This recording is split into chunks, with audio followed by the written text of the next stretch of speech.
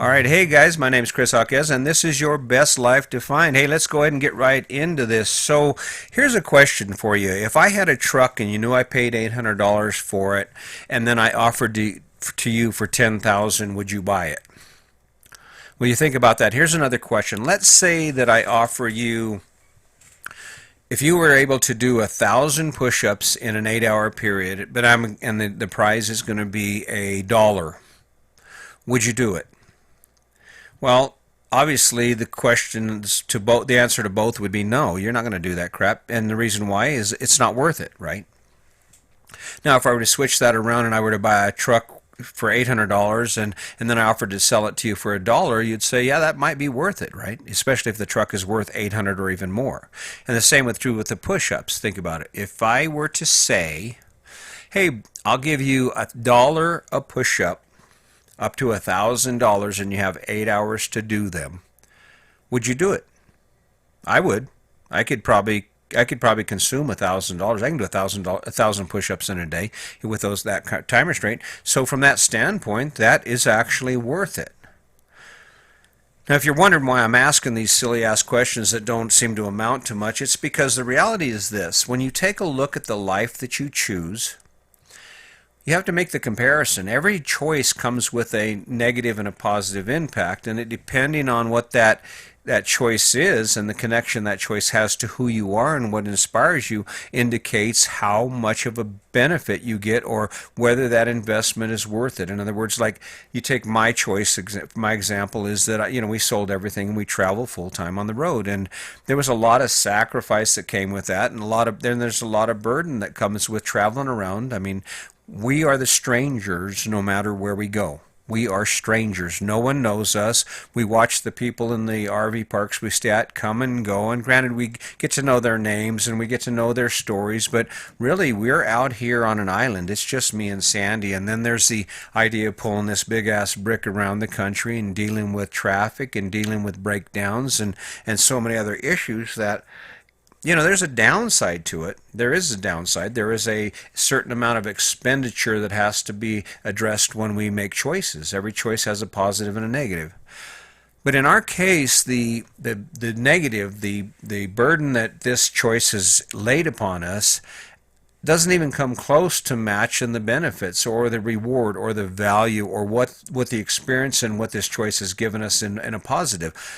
I never would have been able to see and experience the things that we've been able to do had I went ahead and stayed with a conventional lifestyle. That would have never spent a month in Bar Harbor, Maine. If anything, it would have been a hurry up, fly out there, drive out there, week, do as much crap as I can, break myself down, be tired as hell, not really get a good night's sleep because I'm staying someplace that is not comfortable to me, and then heading home. And that's how it would be. But as it is, because of the choice that I made, those are some amazing benefits for the sacrifice and the dark side of the choice. I mean, yes, it sucks to live in a trailer house. I would much rather live in a conventional home from the standpoint of how they're built and having that stability and that familiarity, because there is some fear associated with doing what we do. But I'm getting my money's worth, I promise. I am. I mean, even for all the burden, I'm getting my money's worth. But so when you look at your life, that's the question you have to ask yourself. And well, you don't have to. You can just roll along like most people do and just do what you do. Or you can say, am I getting my money's worth? That are the things you're required to do every day, are those things giving you something of value that exceeds the burden that you carry? Is the fact that you have to work 10 hours a day, 6 days a week, worth the benefit and the value and the energy that you feel from owning that big ass property? Even if the energy only comes from the idea that you're investing in your future, it doesn't matter where you get it from. Are you getting your money's worth? And I can tell you, even if you are with your house, and even if you were one of the few who decided to build their life around what they love, I would imagine that you have boxes stacked in your garage that are covered in dust full of crap that you thought you needed, you wanted, you got, and then you don't need anymore. Your closets are full of shoes and clothes that you thought you wanted, thought you needed, and now you don't really need them anymore. Ideas based on that satisfaction and the happiness that comes from buying stuff, not necessarily because it is directed towards a goal that you've defined that's centered around who you are and what you love, but just the idea of acquiring. We are hunter gatherers, there's no doubt. I mean, that's one of the things that's never gone. The only difference is it's a hell of a lot easier to hunt and gather now than it ever was. I mean, we're not getting eaten by wild animals anymore. And to go hunt and gather, all you do is grab your debit card and jump in the car, grab some keys, and head down to the local Walmart or wherever you're going, and you can hunt and gather all day until the checkbook is empty. And that's the burden you face. So in that, when you're sitting there paying that credit card bill and it just keeps climbing and climbing and climbing, the question is that time you're having to work for that money to give it away worth the stuff that you got? I mean, does that stuff add so much energy and value to your life that you just can't stand it?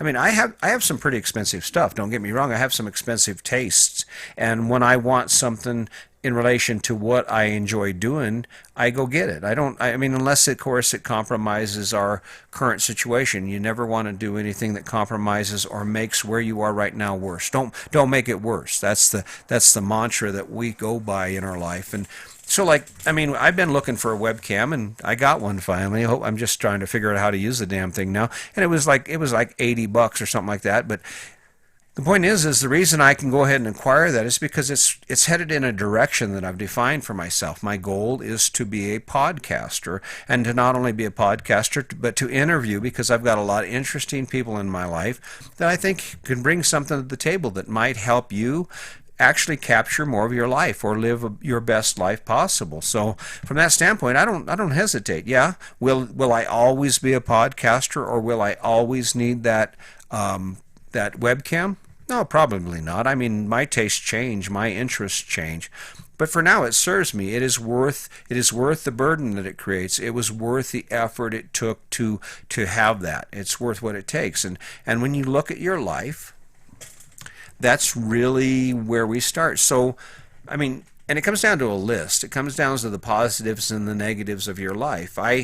What I see is I see a lot of us choosing these lives not based on who we are and what actually inspires us and what actually gives us the most bang for our buck or the most value for our effort, but rather these ideas that are given to us about social acceptance and what success looks like in our life. And that's really the truth of it.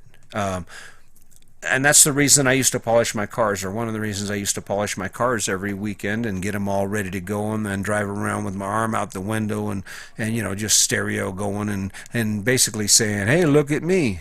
Because it felt good in my mind to think that people are actually paying attention to what I'm doing and are impressed by what I've accomplished in my life. And the truth is, my mom and dad are my siblings, and my kids are definitely proud of my wife and I. But it doesn't extend much beyond that. And even within that, they're not spending every day going, wow, my dad and mom are really lucky. Wow. Because they have their own lives. They have their own balance of value that they're managing. Their choices have indicated or require them to take certain actions to maintain those choices. And it's all about that balance, that scale of where you are, or what your action or what your choice is, and what the benefit is to you. And for most of us, I think in order for us to actually truly capture that, we kind of have to step away from that idea that the idea of living by comparison. Oh, wow, look at, they got a new car. Oh, wow, look. Or like me, I get an idea in my head and it's hard to shake. And so I've kind of stepped back instead of making decisions that actually create or make my life worse. Because let's face it, even if you have money in the bank, and even if I can afford to make certain purchases, that doesn't in itself make that purchase okay, because if it doesn't add value to my life, or in other words, if the work and the effort that I put into having that money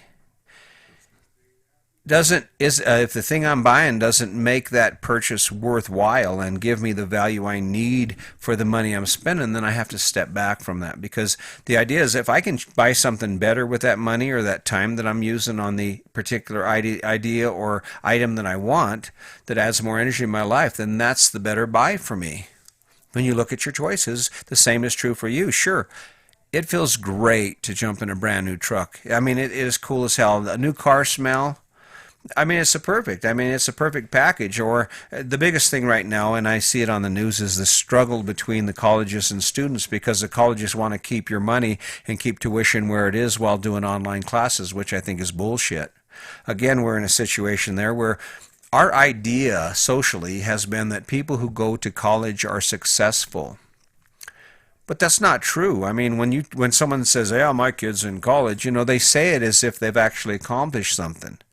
But they haven't. I mean, anyone can go to college. I mean, it doesn't matter. If you're willing to go into debt, some college will pick you up. The true measure isn't even whether you graduate or not.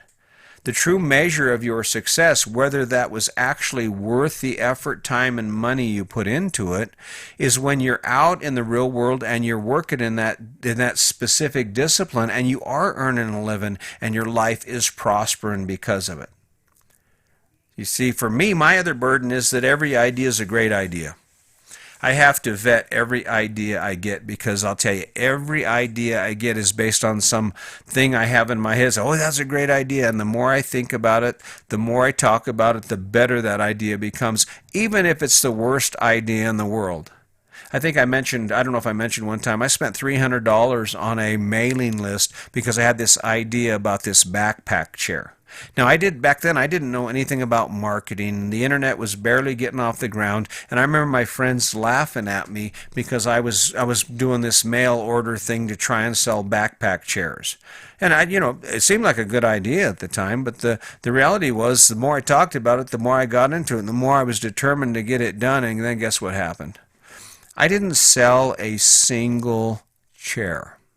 Now, it's good because I was working off the idea of drop ship, so I could basically take orders and then the manufacturer would ship those products directly to my customers. And I thought, wow, how can that be any better? I don't even have to touch the stuff I'm selling and I'm making money on it. And it was a pretty cool idea, but the reality was I didn't weigh it out. I never took a look at it from the standpoint of the amount of effort or resources that were consumed in order for me to capture the benefit and what that benefit actually was. And the truth was, I was way overweighted with the burden. It was a burden to spend that money and to go through all the work I went through and then turn around and have nothing in return.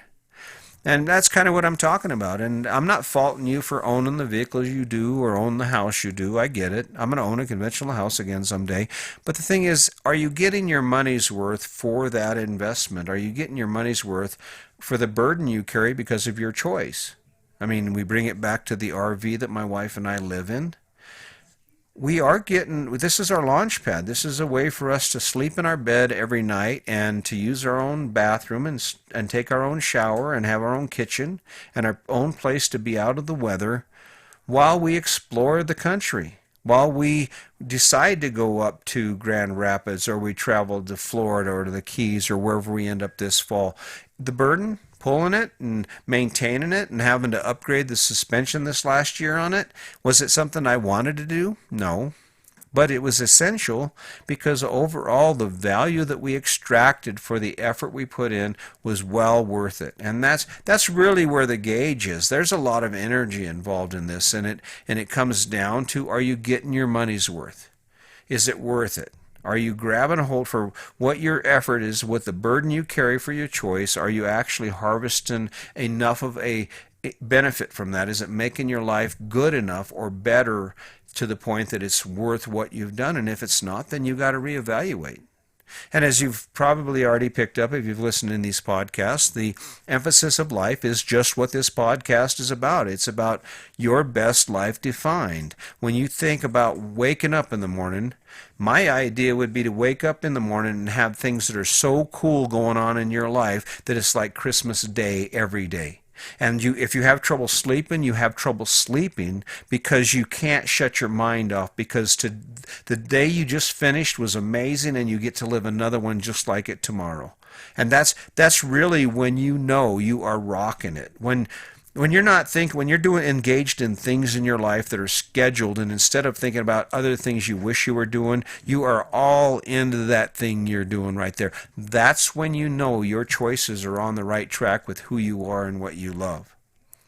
Now, I guess there's some of us who would be like, yeah, I can drink beer now. He said I could because it's about value, and I really value drinking beer.